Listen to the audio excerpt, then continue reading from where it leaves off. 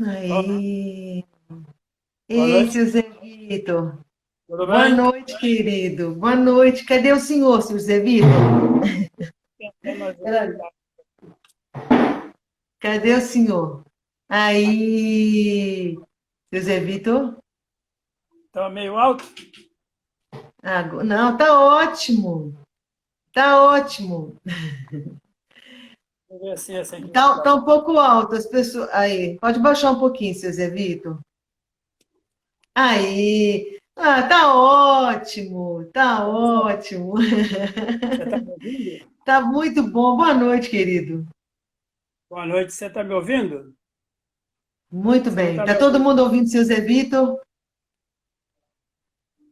Digam aí. Acho que sim, tá tranquilo. Tá tranquilo. Gente, seu Zé Vitor hoje vai trazer pra gente mais um pouco.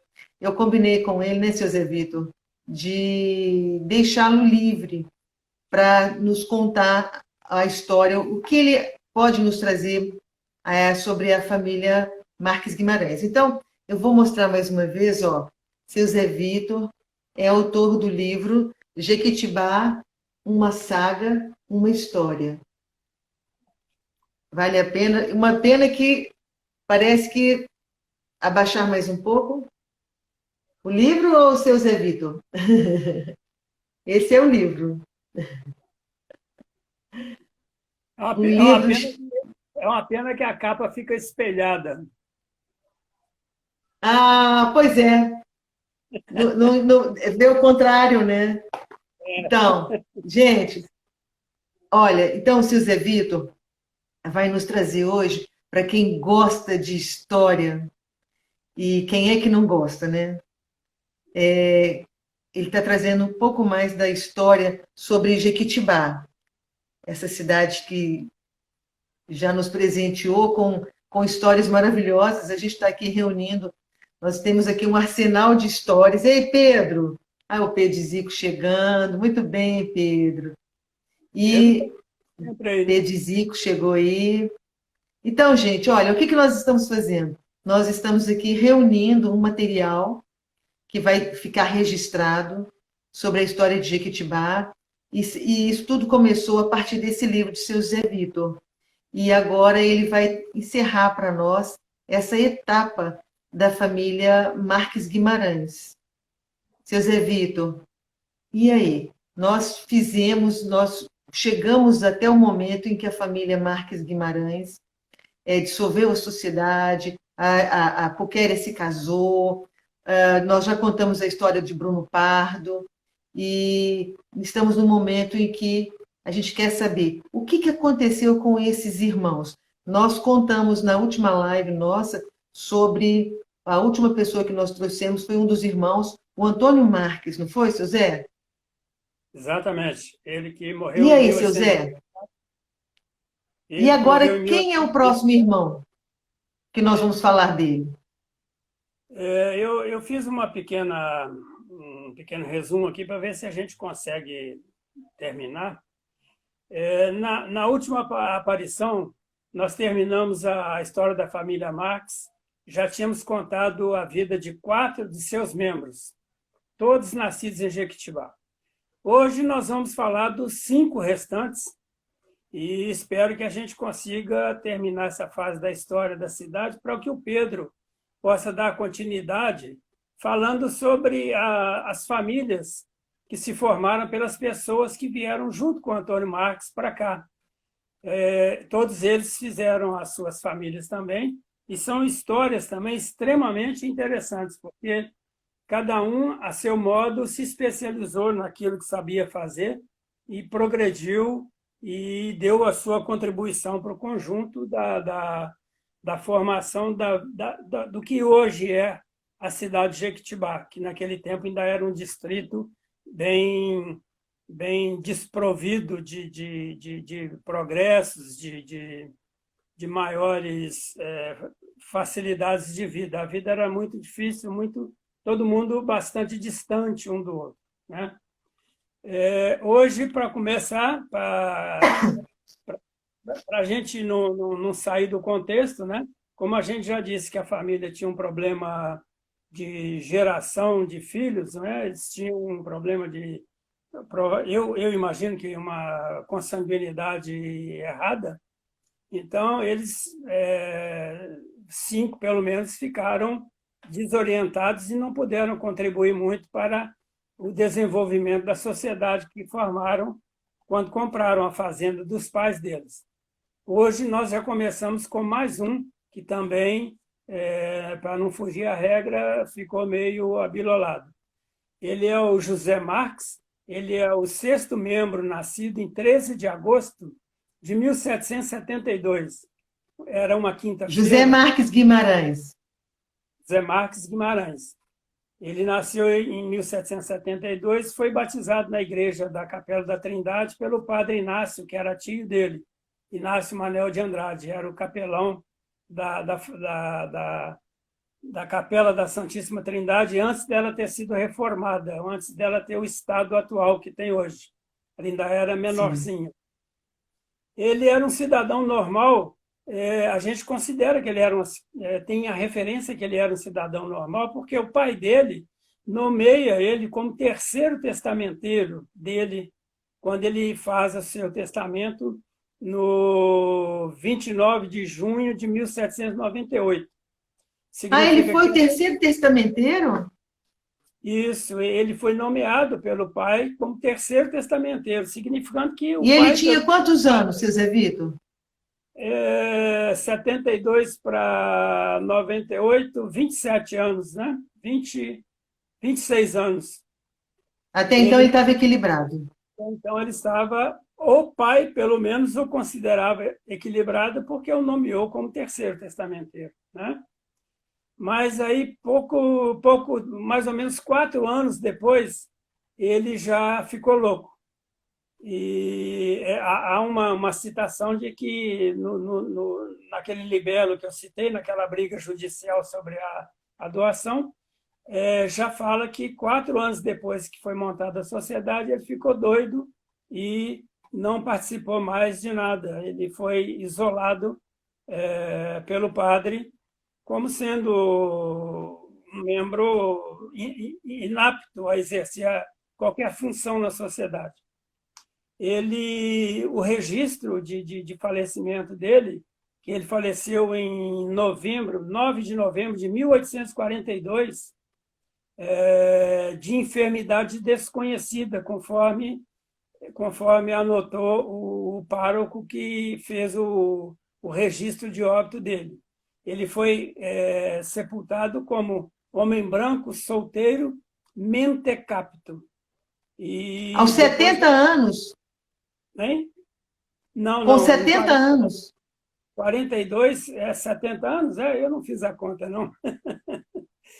Bem, eu tenho aqui que ele morreu com 70 anos, quer dizer, ele ficou dos 27, que até então ele era equilibrado, dali para frente ele passou uma vida inteira desequilibrado? Uma vida inteira desequilibrado, porém era um demente, eu no livro falo um pouco mais, ele era um demente que ele era controlado, parece que o cirurgião mor que participava da família, o Joaquim de Souza Fernandes, conseguiu fazer um remedinho para ele lá, que ele era calmo, ele não causava transtorno.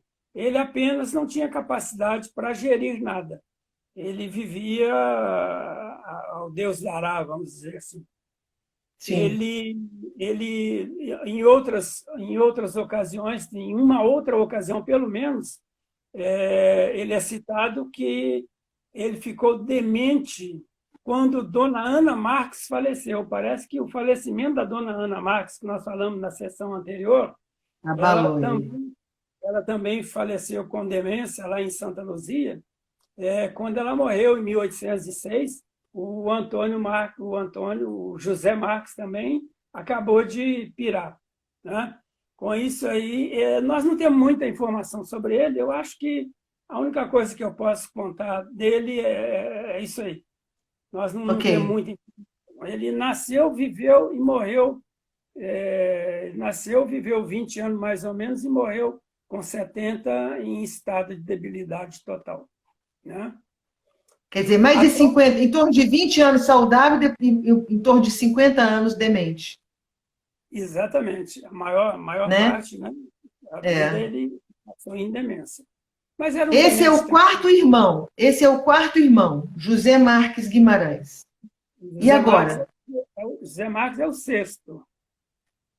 É o É sexto? porque Não, eu digo assim, que nós contamos a história da vida deles. Nós chegamos a quatro irmãos. Nós temos sim, mais... mas é porque eu não estou muito obedecendo a ordem de nascimento, não, Ah, né? ok, ok. Porque as pessoas que nasceram antes dele, elas vão ser contadas mais para o fim, porque elas têm mais história para ser contada, né? Sim. Esse aí era o sexto membro, ele nasceu depois do padre João Marques, e vai ser contado ainda lá na frente, né? Então, eu não estou muito na sequência de um, dois, três, quatro. Eu não estou contando na ordem sequencial de nascimento. Tá tranquilo. Então, esse é o sexto, ele morreu dessa forma. E a próxima também não era boa da cabeça, já pulei para a oitava. Ela é a oitava filha, é a Maria Rosa da Conceição. Ela nasceu no ano de 1778, batizada também na Capela da Trindade. E ela, pede um escrevedor, um tabelião, para poder fazer o testamento dela, e ela morre aos 49 anos, em 1827. E ela Morreu diz que jovem. ela, no testamento que ela faz, ela esclarece o seguinte: ela fala que ela morreu no estado de solteira, com recato, sujeita em companhia de minha mãe. Sujeita quer dizer que ela vivia, o termo não é dominada, ela vivia sob a tutela da mãe dela, Dona Maria, da Dona Mariana, que era a mãe dela. Ela vivia sujeita em companhia de minha mãe. Como E se fosse curatelada.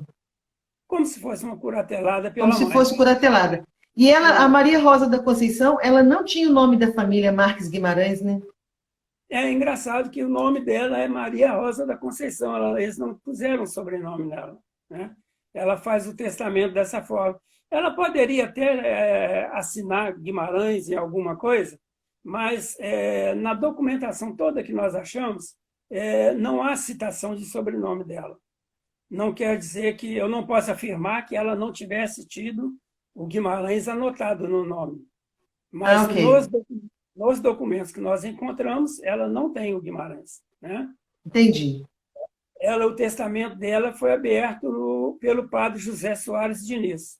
E quando ela assina a escritura de compra da fazenda, quando monta a sociedade, quando ela assina a escritura, a gente vê que a letra dela é uma letra de uma pessoa que não aprendeu bem a dominar a caligrafia. A letra dela eu digo assim, é, ela não aprendeu a escrever com a fluência de uma pessoa normal, levando-me, no caso, a crer que tinha dificuldades mentais, porém não a ponto de Ah, sim. desequilíbrio. Ela tinha uma certa dificuldade de entendimento. Eu digo, singelamente, eu digo que ela tinha uma cabecinha não muito esclarecida, e ela alega, no testamento dela, ela alega não poder escrever. Ela não fala não saber, ela fala não poder escrever, né? Ela omite a questão de saber ler e escrever ou não. Me parece que ela, quando omite aqui, ela realmente não sabia ler e escrever. Ela teve dificuldade maior que os outros. Sim. E ela recebe, naquela divisão da sociedade, quando a gente fala que a sociedade é desfeita, ela recebe um total aproximado de 4,8 milhões, que ela destina a maior parte desse dinheiro para o testamenteiro dela, que foi exatamente o Domingos Diniz Couto, que era casado Ela com Maria. destinou para o testamenteiro Domingos Diniz? Ela deixou o Domingos Diniz. é uma coisa bastante estranha. Nós, quando achamos essa informação, o Bouzas, o Pedro e eu, a gente discutiu sobre qual seria essa intenção dela. Alguma coisa a forçou, porque ela tinha uma família inteira para deixar como testamenteiro e herdeiro. Não tinha necessidade de colocar o Domingos Diniz Couto nessa história. Então, isso aí foi um fato que nos chamou muito a atenção. Sim. Ela foi sepultada em setembro de 1827, com todos os sacramentos. Isto é, ela recebeu a missa de corpo presente, foi encomendada e tal, e o corpo dela foi recoberto com um hábito de São Francisco. Era uma vestimenta. Foi recoberto com o quê? Um hábito de São Francisco. É Um hábito. Aquela vestimenta que parece uma batina, né? Sim. Mas muito parecido com a batina, que era usada por São Francisco. E a Ordem de São Francisco, da qual ela era irmã, eles usavam essa batina, esse hábito. E eles, então, Esse hábito. ela pediu para ser envolta nesse hábito, e, além disso, ela pôs uma opa. Opa é uma camisetinha sem manga, é uma coberturazinha que você põe que cobre o peito, mas não tem manga. E essa opa era da Ordem Terceira do Carmo, de quem ela também era irmã. Então, ela quis ser sepultada com simbologia das duas ordens às quais ela pertencia, a Ordem de São Francisco e a Ordem do Carmo. O reverendo Francisco Gomes de Carvalho, que nessa época fez o velório dela, ficou mais. Ela pediu que houvesse o pároco, o meu pároco, que é o oficial, o padre oficial da igreja no momento, né? O pároco, e mais 2 sacerdotes. Ela recebeu 10 missas de corpo presente. Foram 10 missas? 10 missas de corpo presente. Quer dizer que no velório dela, pelo menos a cada 2 horas, pelo menos, deve ter tido uma missa de corpo presente até que ela fosse enterrada. Seu Zé Vitor, eu vi que parece que no próprio testamento deles, eles já deixavam, inclusive, valores pagos, né, para essas missas, não é isso também? Não, ele não deixava valor pago, ele deixava a obrigação, o testamenteiro obrigado a pagar essas dívidas. Né? Sim. Se ela tivesse ou não dinheiro, o testamenteiro tinha que se virar. Né? Entendi. Ela, no caso, tinha, porque ela recebeu esses 4.800 aí, ela estava abonada. Né? E o Domingos, ele paga a despesa dela e presta conta. Ele pagou com os direitos paroquiais, que são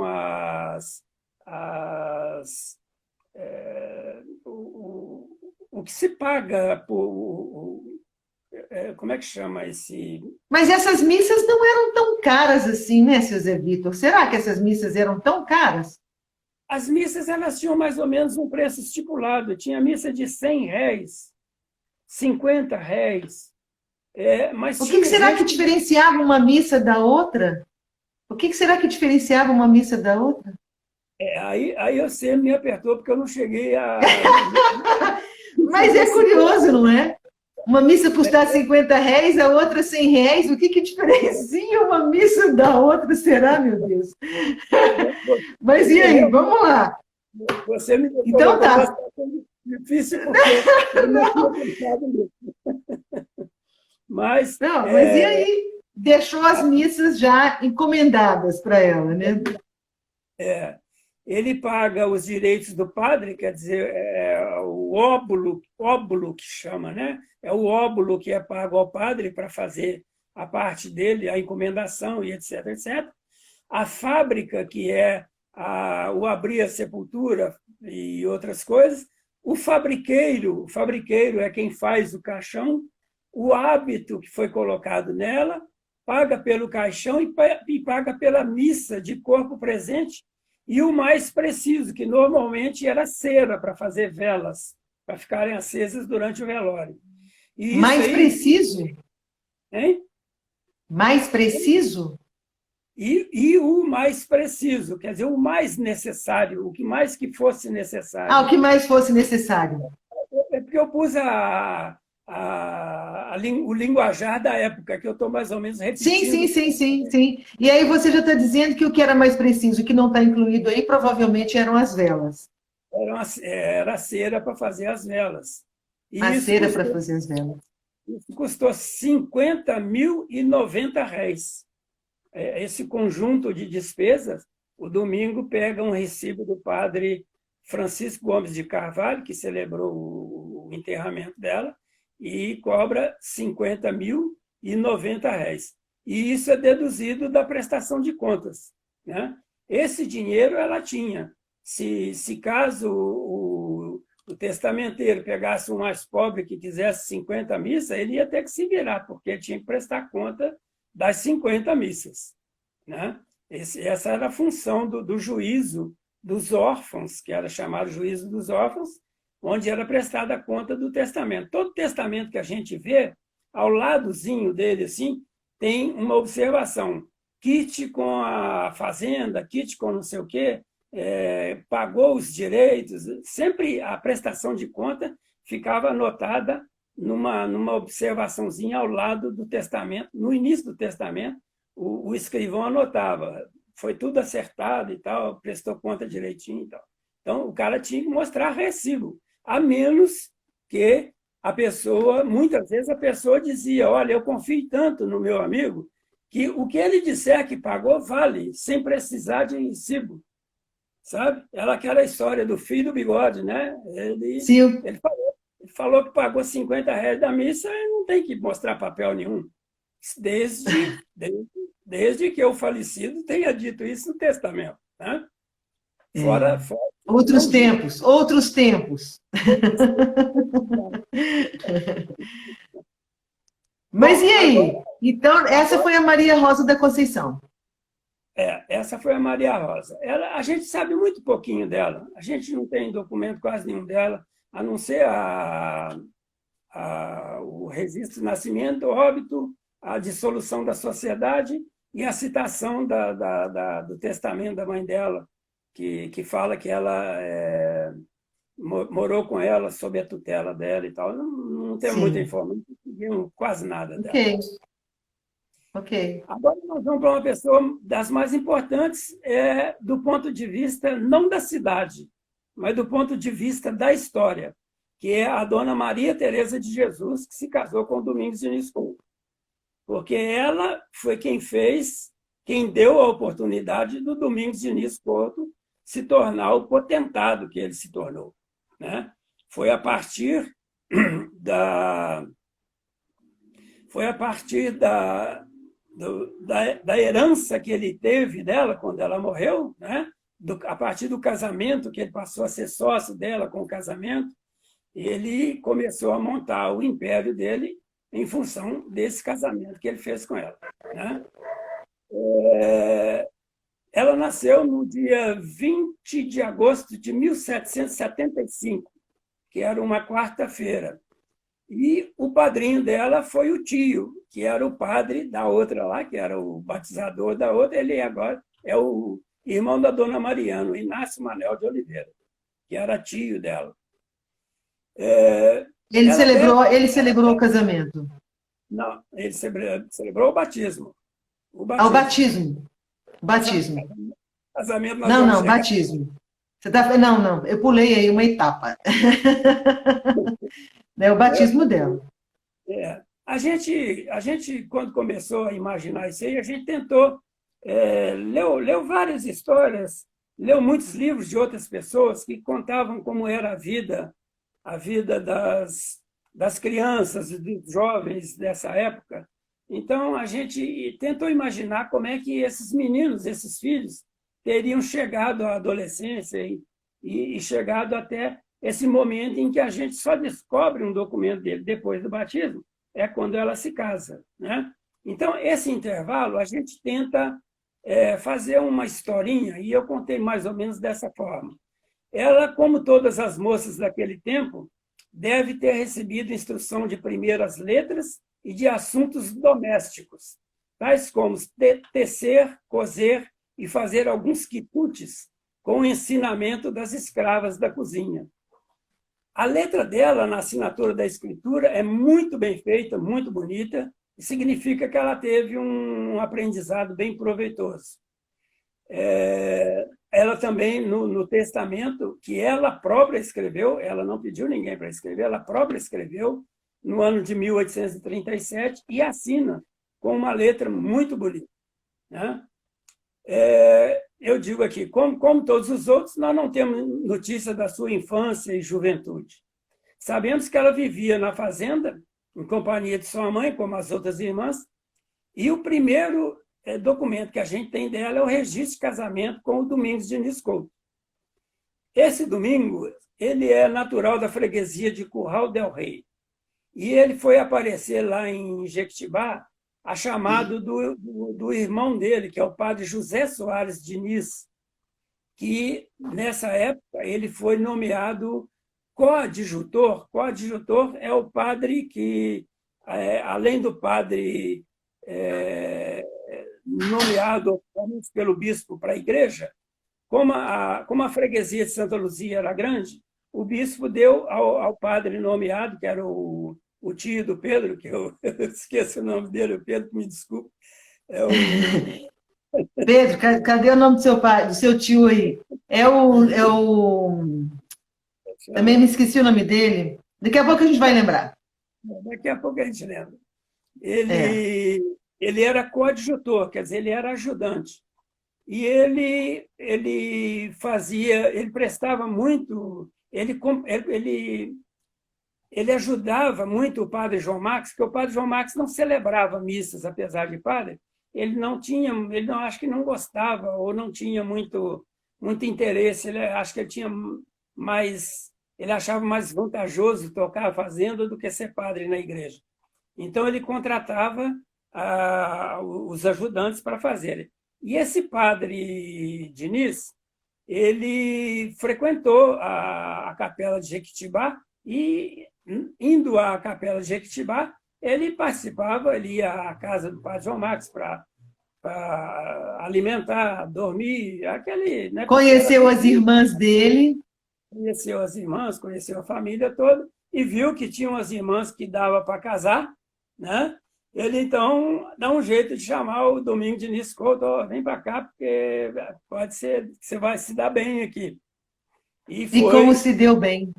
E foi, na verdade, o grande espetáculo. Quem mais se deu bem? Mais do que aí o Pedro falando, ó, Padre João de Souza de Carvalho. João de Souza de Carvalho. O Pedro tem que me perdoar, mas ele sabe que a minha cabeça, a minha memória é muito pequena. Eu também esqueci o nome, Pedro. Esse padre João de Carvalho... Padre João de Souza de Carvalho. Esse padre João de Souza de Carvalho merece uma história toda especial, porque ele foi importantíssimo em Santa Luzia. Uma hora eu e Pedro vamos escrever uma coisa maior, um livretozinho qualquer sobre ele, que ele foi uma pessoa muito importante, uma pessoa muito generosa e muito bem quisto pela comunidade onde ele trabalhou lá em Santa Luzia. Ele, inclusive, trabalhou na reforma, ele foi um dos grandes reformadores que a igreja de Santa Luzia teve em fase de cair, quase em fase de demolição, de quererem demolir, e ele não deixou, ele trabalhou pela reforma dela, né? Ele foi muito importante. Então, como os negócios da família já estavam bem adiantados, a sociedade já tinha uma grande fortuna acumulada,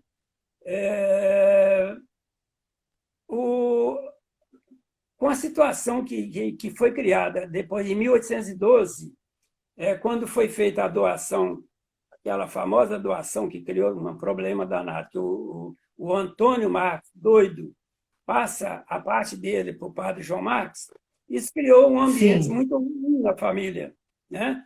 Além do mais, o Antônio ficar doido para lá para cá, dando porretada em todo mundo, batendo nos escravos, e aquela zona toda, a dona Maria Tereza vai para a fazenda do Bom Sucesso, que na minha conta fica a 75 quilômetros, mas o Pedro disse que naquela época, pela tortuosidade da estrada, pela dificuldade de caminho, 75 quilômetros seria uma linha reta, mas seguindo pela tortuosidade da estrada, daria 120 quilômetros.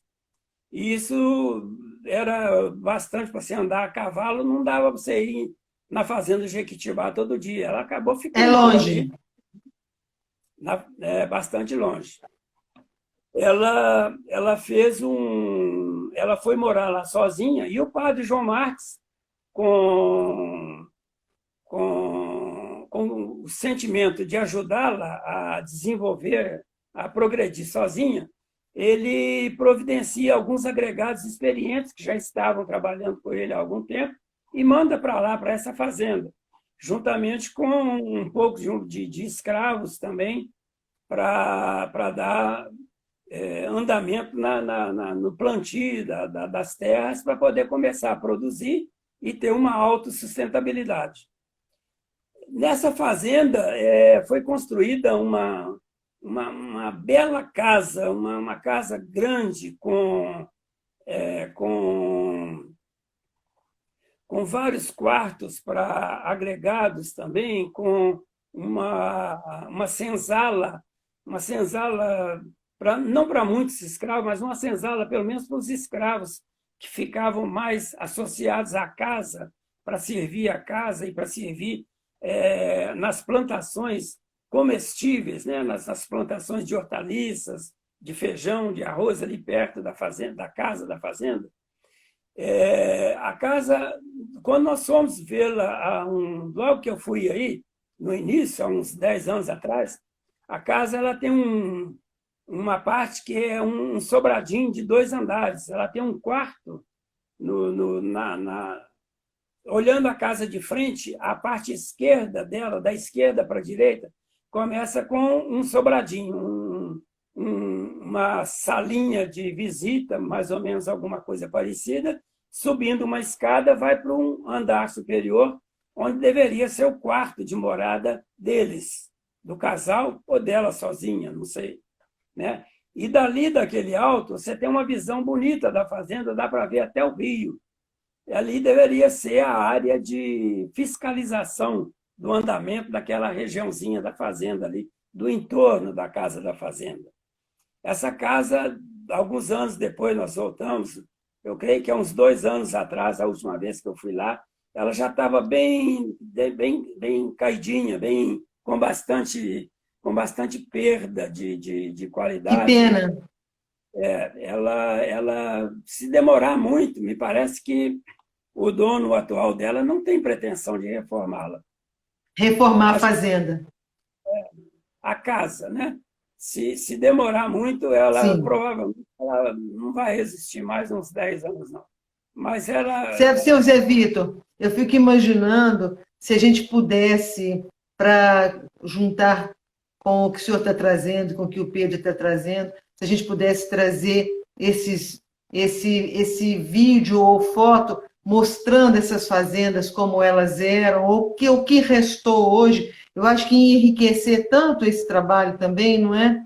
Vamos ver mais para frente o que a gente pode estar fazendo. Eu acho muito importante também trazer essas imagens, do que ficou, pelo menos, né? Nós temos um acervo de documentos e de imagens, de fotografias, alguma coisa bastante numerosa. Nós devemos ter aí, entre fotografias e documentos, contando páginas de documentos, nós devemos ter aí algum montante de umas 120 mil páginas, juntando fotos e documentos, uns 120 mil documentos. Que maravilha, hein? Que pesquisa maravilhosa que vocês fizeram. Que pesquisa é essa? Isso tudo ainda vai para o museu. Escuta.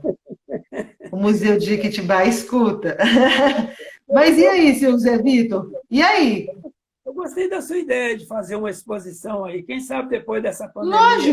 Lógico, isso vai acontecer. Você pode ter certeza disso. Manda imprimir aí uma centena... Jequitibá é muito rica em história. Essa história tem que ser contada.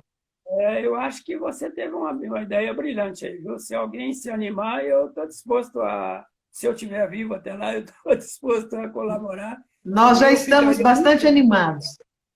Nós já estamos animados. Vamos Aguardar. lá. Então, vamos voltar à Dona Maria Tereza aqui, que Sim.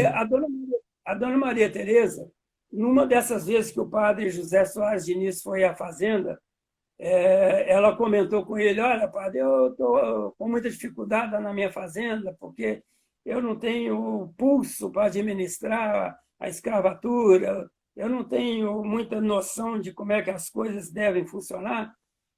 Aí o padre falou, olha, minha filha, eu tenho uma pessoa ótima para te ajudar. Ele se chama Domingos Diniz Couto, é meu irmão, muito bom. Nossa Senhora.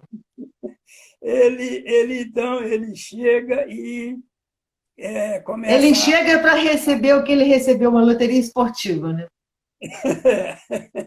Ele já chega colocando as coisas em ordem, né?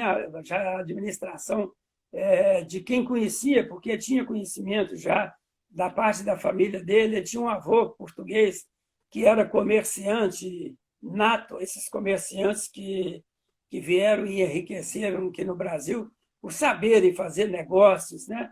Ele teve uma criação familiar bastante interessante para desenvolver. Ele realmente era um sujeito bastante capaz, isso é inegável. Ele era um empreendedor e bastante capaz e inteligente. E esperto. Né? Naquela época, ser esperto não necessariamente significava ser desonesto, mas esperto significava saber aproveitar as oportunidades. Se você encontrava um camarada que precisava de um dinheirinho emprestado, você sabia que ele não ia conseguir pagar, você emprestava ele o dinheiro, pegava uma nota promissória, no dia que a promissória vencesse, o camarada não tem o dinheiro, você toma a terra dele, e eu julgo isso, eu chamo isso da esperteza dele. Né? Ele tinha essa esperteza. Mas isso é coisa da vida. Sim. Como ele mostrou que ele realmente sabia administrar a fazenda, ela resolveu casar com ele. Já que ela era solteira e ela não tinha filhos para a sua descendência. Quer dizer, se ela não conseguisse mudar o status quo, ela teria que deixar a fazenda para as almas, porque ela não tinha descendência. A época que ela já imaginou que ela fosse morrer, ela não sabia que a dona Pulquéria ia ser tão Ia longeva. sobreviver a ela. Então, ela pega e ela se casa com ele, e ela se casa em 1822, quando ele tinha 21 anos. Veja bem, ele foi com 21 Ele anos, tinha 21 e ela tinha quantos anos?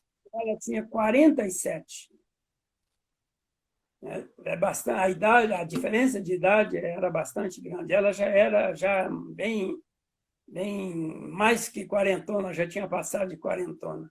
Mas eles se Sim. casam e vivem numa situação de respeito mútuo, porque ele respeitava a ela por causa da idade dela, né? E ela o respeitava pela capacidade que ele tinha, que ela Mas se percebeu. você for pensar, uma mulher de 46 é uma mulher jovem. Quer dizer, eu não sei se naquela época se considerava uma mulher jovem, mas uma mulher de 46 hoje é uma mulher jovem, Jovem, não é? jovem, jovem, mas ela não tinha as qualidades para administrar sozinha. A dificuldade dela, Não, apesar de sim. tudo, né, ela precisava realmente de alguém. Agora, talvez pudesse escolher uma pessoa de 45 anos, né? Mas ela escolheu, já com o olho gordo do padre, ela escolheu o Domingos, né? E, de uma certa forma, ela não teve queixas dele. Ele não declara, ele teve um respeito, ele viveu com ela enquanto ela foi viva. Ele tinha, naturalmente, deveria ter suas fugidinhas, né? Lá, as suas fugidinhas amorosas e tal, mas ele não teve filhos. Até enquanto ela esteve viva, o Domingos não registrou nenhum filho, ele não declara que teve nenhum filho. Então, ele realmente teve um respeito um respeito moral por ela. Enquanto ele esteve casado, eles viveram, de uma certa forma, bastante bem, né? E eles também não tiveram filhos, porque ela também não tinha capacidade de ter filhos. Já estava com a idade avançada. A idade avançada, e faz parte também daquela história do defeito, né? Que a gente não sabe que diabo que é. Além de ficar doido, as mulheres, nenhuma delas teve filho, né? Também é uma Sim. história. Até porque a gente, quando for falar na frente da Pulquéria, a gente acha que a Pulquéria teve um filho, mas nós vamos chegar lá a gente comenta isso. Mas Só que é o seguinte, seu Zé Vitor, nós estamos a 13 minutos do final da nossa live. se eu correr, que não vai dar para acabar hoje, não. Não vai dar, não. Vai dar. Eu estou achando que não vai dar, não. Nós vamos A ter gente que vai fazer- deixar para terminar ela depois, então. Vamos com calma. Tá. A dona Mariana, a mãe dela, eu disse aqui que do casamento deles não teve nenhum filho, até porque aos 47 anos seria muito arriscado, né? Além do que o fato que eu acho que também ela não tinha condições físicas de ter filho. Mas a dona Mariana, mãe dela, no testamento dela, fala que ela, vivendo em sociedade com os irmãos na compra da fazenda, ela conta a história meio engraçadinha. Ela diz assim: a dona Maria Teresa alega para a mãe dela que, querendo se poupar do grande risco a que estava sujeita na parte que ele respeitava na sociedade, e procurando melhor sossego, exigiu da mão da mãe e de seus irmãos 8 contos, 75.750 réis em dinheiro e mais 19 escravos, dizendo que com isso se dava por satisfeita não só dos lucros que teve a dita sociedade, como das legítimas paternas, que o pai dela já tinha morrido, ela tinha direito a uma parte da herança do pai dela, como da legítima paterna, e tudo isso que estava pertencente a ela, ela queria. Além disso, ela era credora da meação da mãe dela, quer dizer, ela já estava contando, quando a mãe morresse, ela tinha metade da herança na parte Ela da estava mãe. pedindo a herança da mãe dela antes da mãe morrer. Adiantar. Antecipar a herança. Isso aí eu considero que é continha de somar e dividir do Domingos Diniz Couto. Isso aí não tem... Provavelmente. Isso tem dedo de quem enxerga mais longe do que os outros, né? E ela, então, fala que ela dá plena e geral quitação e não mais pode repetir esse recebimento, nem por seus herdeiros e nem testamenteiros. E isso foi registrado em escritura pública, né? O padre João Marques, quando faz o testamento dele, ele declara: a fazenda denominada Bom Sucesso, aonde está estabelecida minha irmã, Dona Maria Teresa de Jesus, casada com o capitão Domingos Diniz Couto, por minha morte, lhe fica pertencendo, da qual poderá dispor como for sua vontade. Essa citação, essa menção ao Domingos Diniz Couto, é uma das raras menções que o padre faz a ele. Eu tenho a impressão de que o padre não o via com bons olhos. Nem ele, nem a dona Inês, que eu já falei dela, ela também tinha uma certa prevenção contra o Domingos Diniz.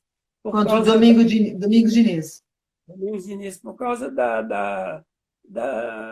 do sentimento de velhaco que ele era, de esperteza que ele demonstrava, né? Eles tinham um certo medo de ele ir além até dos direitos da Maria Teresa e querer avançar na parte dos outros também. Então, o João Marcos... É tão estranho também a Maria Rosa deixar para Domingos Diniz isso alguma coisa. Não é? Muito estranho. Nós não encontramos... Muito estranho. até porque a gente não tem nenhuma documentação dela. Só o fato de ela ser meio perturbada, o Domingos deve ter sido carinhoso com ela, né? Aquele jeitinho de que, pô, essa aqui também eu posso. A gente fica imaginando o que foi que a levou a fazer isso, não é? A gente Ela fica foi imaginando o quê? ela foi Seu Zé, índice. eu, eu queria ver se a gente conseguia encerrar pelo menos a Dona Maria Tereza hoje. Tá, E eu nós já quero lhe estamos fazer acabando. uma pergunta posteriormente. A gente está com 9 minutos. Tá bom. Dona Maria Tereza, eu já estou praticamente terminando. Agora, eu não posso É. entrar na Puquéria, porque a Puquéria também é grande. Pois é, Então, não. não, não, não, a gente deixa a Poquéria para a próxima. Eu queria Ok. perguntar para o senhor terminou com a Maria Tereza? Tem mais alguma informação a respeito dela? Deixa eu só terminar essa partezinha aqui, que ela é interessante também.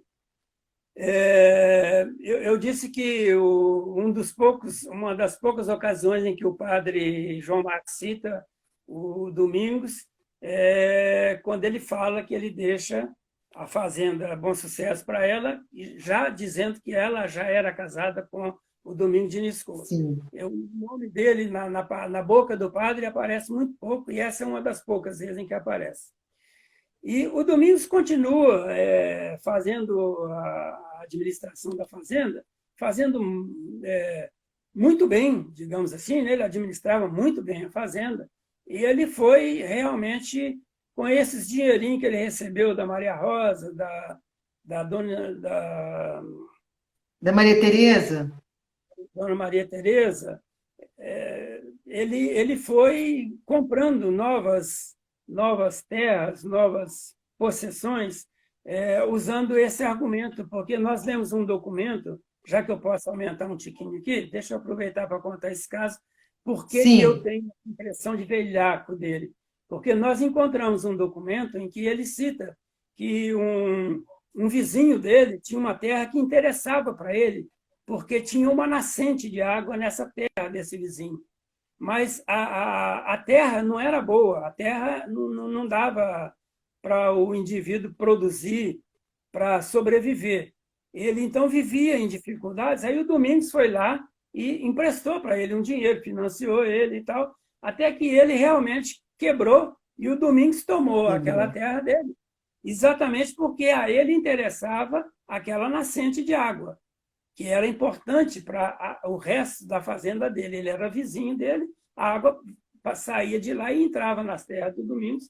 E ele, né, só esse documento é que nos balizou a imaginar que o Domingos ele tinha essa esperteza de chegar na frente dos outros e, sabe, usar de O má nome é intenção, esperteza mesmo.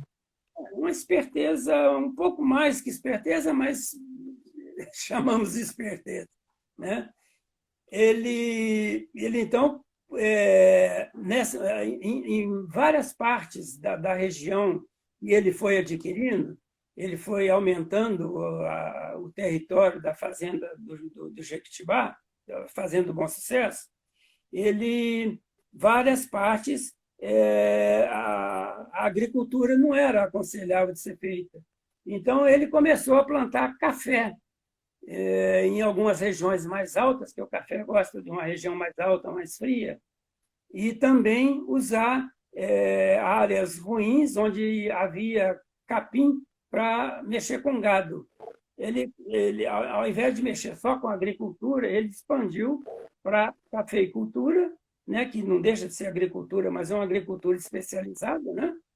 E mexe também com criação de gado, que também rende um bom dinheiro para ele. E terminando a Dona Maria Tereza, ela foi sepultada na ermida do Jequitibá, em sepultura maior. Eles chamam em sepultura maior quando a pessoa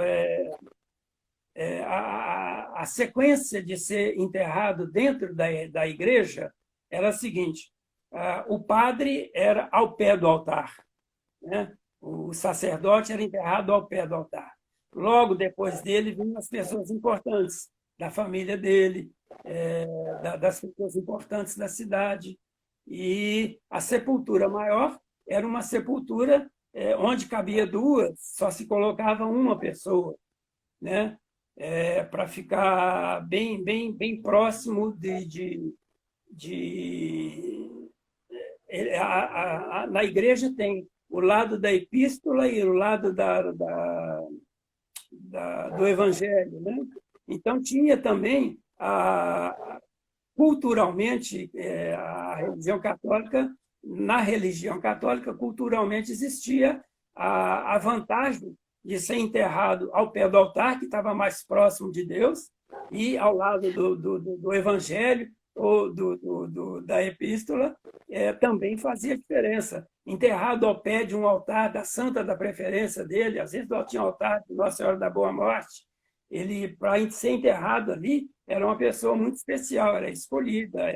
Isso certamente custava dinheiro, né? Valia um dinheirinho lá para o padre e tal, mas Provavelmente. o jogo de sobrevivência da igreja, né?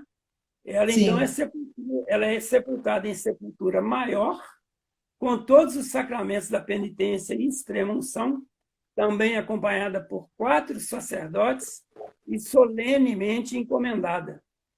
E quem faz esse assento e esse enterro dela é o vice-gerente Miguel Correia Maia. Ela faleceu aos 30 de abril de 1845. Aí, se a gente tira 1845 de quanto que ela nasceu... Ela morreu 5 dias depois da outra irmã. Isso aí, eu deixei para falar isso na pulquéria. 5 dias depois que uma irmã morreu, a outra morreu. Seu Zé Vitor, nós vamos ter que desligar a live, nós vamos ter que sair, senão a gente perde ela, e a intenção nossa é registrar, deixar essas lives registradas. Então, a gente está a 2 minutos. Gente, seu Zé Vitor, continuamos a contar essa história, estamos ali firmes, continuando na história de Jequitibá. Eu queria agradecer muito a presença do senhor, de todo mundo que esteve aqui hoje conosco. Eu queria pedir também que vocês... a gente tem o canal, a gente não está deixando só no Instagram, a gente está levando todo esse material também para o canal fala.bet no YouTube. Então vão lá, se inscrevam, diz que tem que falar isso, se inscrevam, dê o joinha, vão lá para o canal da gente crescer, que é um canal que a gente está contando história, tá bom? Gente, valeu, muito obrigada, Janice, valeu, seu Zé, valeu, eu vou desligar, senão a gente perde a live. Eu te agradeço. Muito obrigada, querido. Boa noite. Boa noite.